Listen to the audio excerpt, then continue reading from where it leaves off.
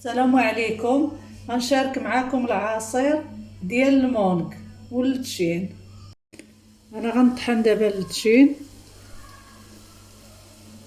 انا طحنت التشين بوحدو وغادي نصفيه. ملي طحنت التشين غادي نديرو هنايا، نزيد عليه المونك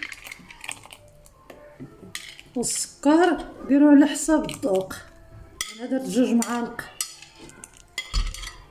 هذا العصير اللي طحنت معاكم.